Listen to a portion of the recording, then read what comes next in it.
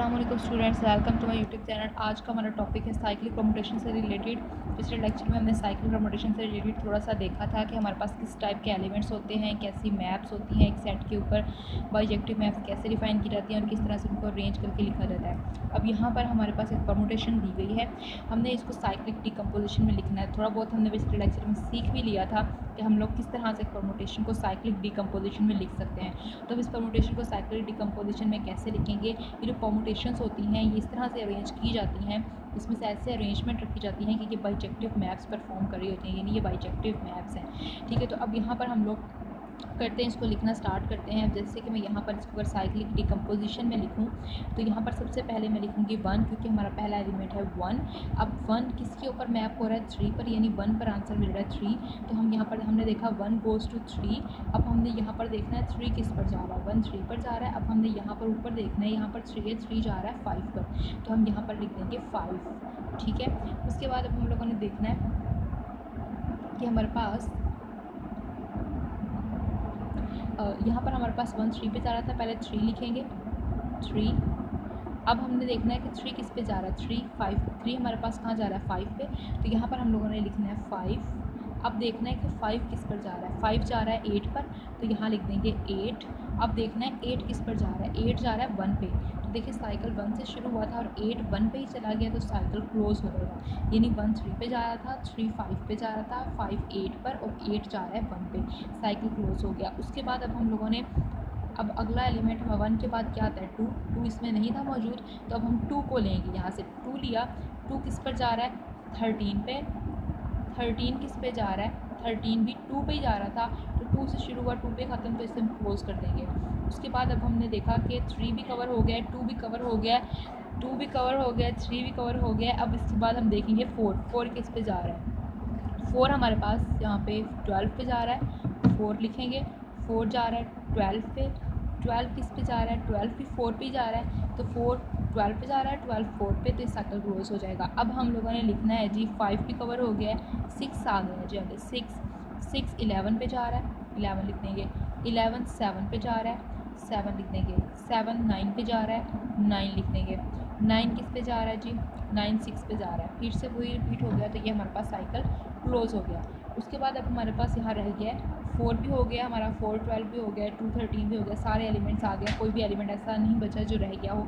1 3 1 2 3 4 5 6 7 8 9 और ये सारे, सिर्फ 10 रह गया है। अब 10 इटसेल्फ अपने आप पे जा रहा है, तो मैंने पिछले लेक्चर में बताया था कि जो अपने आप पे जा रहा हो हम उसे नहीं भी लिखेंगे, यानी यूनिट 1 लेंथ का जो हमारे पास साइकिल होगा, अगर उसे नहीं भी लिखेंगे तो कोई फ़र्क नहीं पड़ता। उसका मतलब यही होता है कि वो 10 पे जा रहा है। अगर हम इसको लिख देंगे तो भी कोई फ़र्क नहीं पड़ता, अगर नहीं लिखेंगे तो भी कोई फ़र्क नहीं पड़ेगा।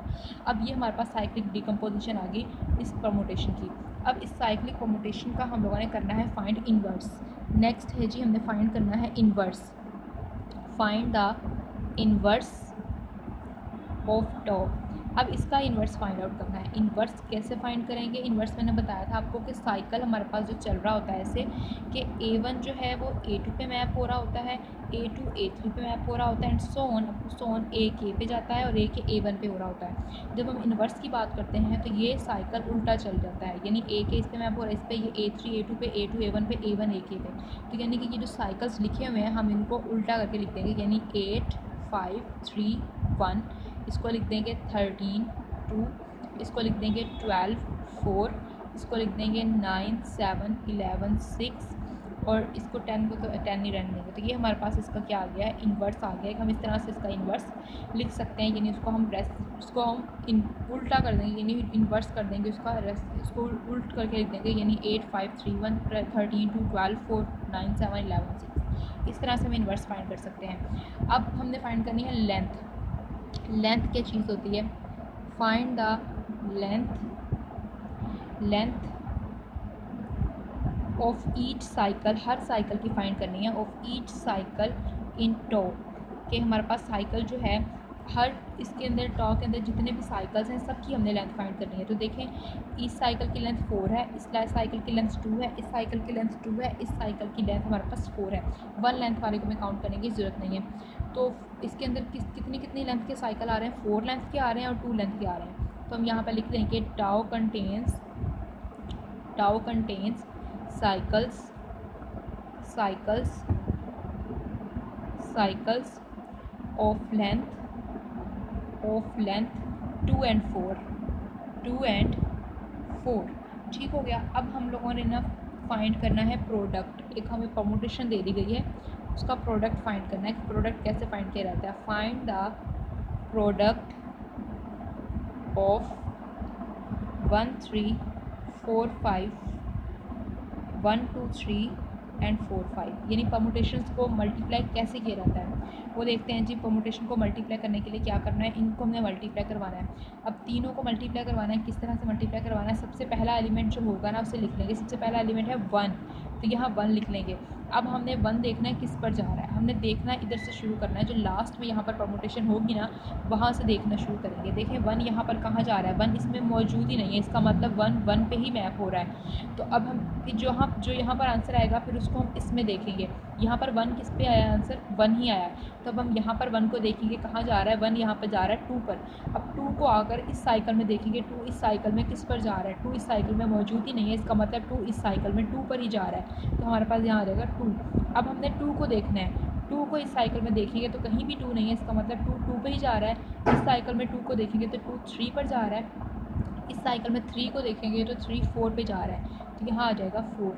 अब 4 को देखेंगे, 4 5 पे जा रहा है। और इस साइकिल में देखें 5 कहीं भी नहीं है, तो 5 पर ही जा रहा है। इस साइकिल में देखेंगे 5 जो है वो 1 पर जा रहा है और 1 ऑलरेडी था, इसका मतलब हमारे पास साइकिल क्लोज हो गया।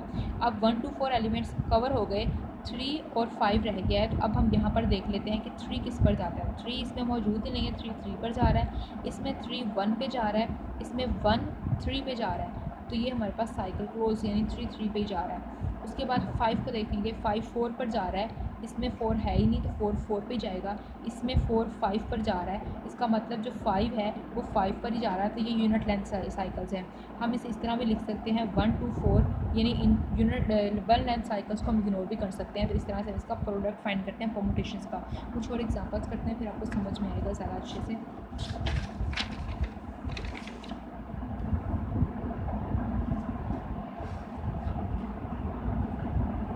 जैसे कि यहाँ पर हम लिख लेते हैं साइकिल्स कुछ 1 3 5 8 2 13, इनका हमें प्रोडक्ट फाइंड करना है। तो प्रोडक्ट फाइंड करने के लिए क्या करेंगे, 1 किस पर जा रहा है, 1 को हमने सबसे पहले लिखना है। यहाँ पर 1 किस पे जा रहा है, यहाँ पर 1 है ही नहीं, इसका मतलब 1 पे ही जा रहा है। फिर यहाँ पर जाकर देखेंगे 1 किस पर जा रहा है, 1 जा रहा है 3 पर, तो यहाँ लिख देंगे 3। अब 3 को इसमें देखेंगे, 3 यहाँ पर कहीं भी मौजूद नहीं है, इसका मतलब 3 जो है वो यहाँ पर 3 में ही जा रहा है। फिर इस साइकिल में 3 को देखा तो 3 5 पर जा रहा था, तो यहाँ पर आ जाएगा 5। अब देखिए 5 इस साइकिल में किस पर जा रहा है, 5 इस साइकिल में किसी पर भी नहीं जा रहा, यानी 5 जो है इस साइकिल के अंदर कहीं भी नहीं है, तो 5 पर ही जा रहा होगा। तो यहाँ पर 5 8 पर जा रहा है। अब 8 यहाँ पर कहीं भी नहीं जा रहा, 8 यहाँ पर 1 पे जा रहा है, तो ये साइकिल क्लोज हो जाएगा। उसके बाद अगर हम यहाँ पर देखें 2 बच गया है, तो 2 13 पे जाएगा और 13 2 पर। देखिए अगेन वही वाला आंसर आ गया। जब डिसजॉइंट साइकिल्स होते हैं तो उनका प्रोडक्ट इसी तरह से हमारे पास अगेन आ जाता है। उसके बाद और एग्जांपल्स करते हैं। अगर हम इसी का इन्वर्स फाइंड करना चाहें, अगर हम इसको सिग्मा का नाम दे दें और इसका इन्वर्स फाइंड करना चाहें, तो इसका इन्वर्स आ जाएगा 8 5 3 1 13 2। ठीक है, तो इस तरह से हम इसका इन्वर्स फाइंड आउट कर सकते हैं। उसके बाद अगर मैं यहाँ पर कोई और परमुटेशन लिखूँ, 1 12 8 10 4 2 13 5 11 7 6 9, इसका इन्वर्स अगर लिखना चाहें, इसको अगर मैं सिग्मा का नाम दूँ, इसका इन्वर्स फाइंड करना है, तो इन्वर्स आ जाएगा 4 10 8 12 1 13 2 7 11 5 9 6। इस तरह से हम इसका इन्वर्स फाइंड कर सकते हैं स्टूडेंट्स। ठीक है स्टूडेंट्स, उम्मीद करती हूँ आपको समझ में आएगा। नेक्स्ट वीडियो में हम लोग फाइंड करेंगे ऑर्डर कैसे फाइंड करते हैं परमुटेशन का।